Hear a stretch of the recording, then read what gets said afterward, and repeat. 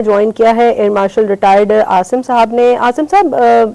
یقیناً صورتحال آپ کے سامنے ہے. بھارتی پائلٹ نے پہلے روسی مگ طیاروں کی مارکیٹ خراب کی, پھر سخوئی کی ناک کٹوائی, مئی کی جنگ میں رافیل طیاروں کی ریپوٹیشن برباد کی, اور اب خود بھارت میں بننے والا تیجس طیارہ بھی تباہ ہو گیا ہے. کیا سمجھتے ہیں آپ, خرابی کہاں ہے اور کیوں بھارتی پائلٹس اناڑی ثابت ہو رہے ہیں؟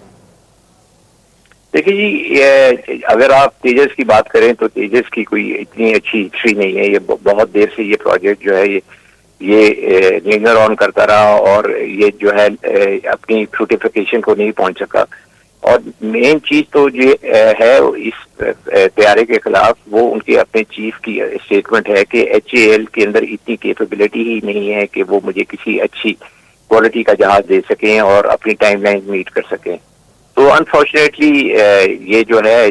جو ایکسیڈنٹ ہوا ہے اس کی ایک ٹیل ہے اور ایک ہسٹری ہے. اور مین چیز یہ ہے کہ یہ والا طیارہ بھی جو تھا اس کے اندر بھی پرابلی کوئی لیکیج وغیرہ آئی تھی, اور یہ وہاں پہ جب دبئی میں پہنچا ہے تو یہ بڑی انفارچونیٹ چیز ہوئی ہے کہ جہاز کریش کر گیا اور اس کے اندر جو ہے پائلٹ جو ہے وہ بیچارہ مر گیا. ٹھیک ہے. عاصم صاحب, آپ سمجھتے ہیں کیا پائلٹس کو جدید طرز کی ٹریننگ فراہم نہیں کی جا رہی, یا ٹریننگ فلیٹ پر نظر ثانی کیوں نہیں کی جاتی اس طرح کے حادثات کے باوجود؟ دیکھیں جی, حادثہ تو ایویشن ایک آن گوئنگ پروسیس ہوتا ہے, اور اس کو پریونٹ کرنے کے لیے بہت ساری چیزیں ہیں جو کرنی ہوتی ہیں, جس کی وجہ سے ایویشن جو ہے وہ ایک بڑی سیف انڈسٹری ہے اور ایک سیف بزنس ہے. لیکن اگر آپ کہیں پہ چوک جاتے ہیں تو پھر آپ کو اس چیز کا نقصان اٹھانا پڑتا ہے, اور اس کا ایک ایکسیڈنٹ کی صورت میں آپ کے سامنے ایک حادثہ آ جاتا ہے. تو ابھی آپ یہ دیکھ لیں کہ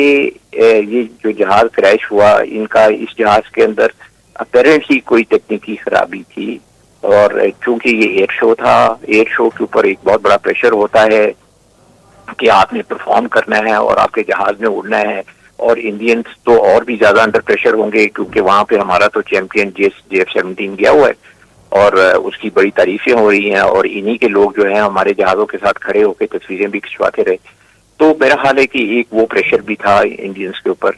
کہ تھوڑی بہت اگر کہیں کمپرومائز کیا جائے تو یہ جہاز اڑا دیا جائے. لیکن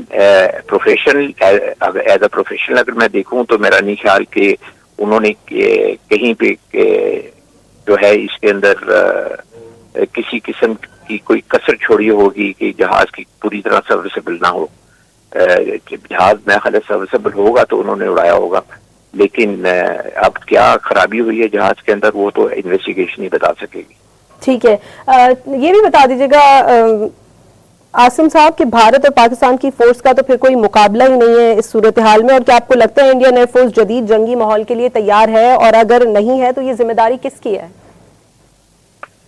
دیکھیے جی, پہلی تو چیز یہ ہے کہ مئی کی جنگ نے ایک چیز بہت عیاں کر دی کہ Pakistani year force is much better than the Indian air force. دوسری چیز یہ ہے کہ ہماری لیڈرشپ جو ہے air chief marshal Babar Siddiqui,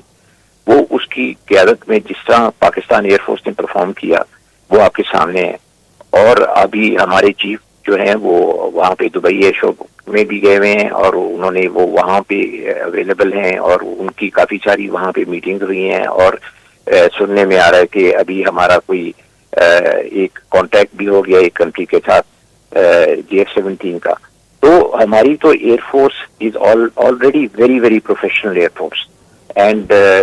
اس کے اندر ہم اپنی ٹریننگ کا خیال کرتے ہیں, ہم اپنے جہاز کی سروسیبلٹی کا اور ٹیکنیکلی اس کو پوری طرح جو ہے تیار رکھنے کے لیے ہر قسم کی انسپیکشنز کرتے ہیں, اور جب وہ کلیئرنس ہو جاتی ہے اس کی تو اس وقت ہم جہاز اڑاتے ہیں.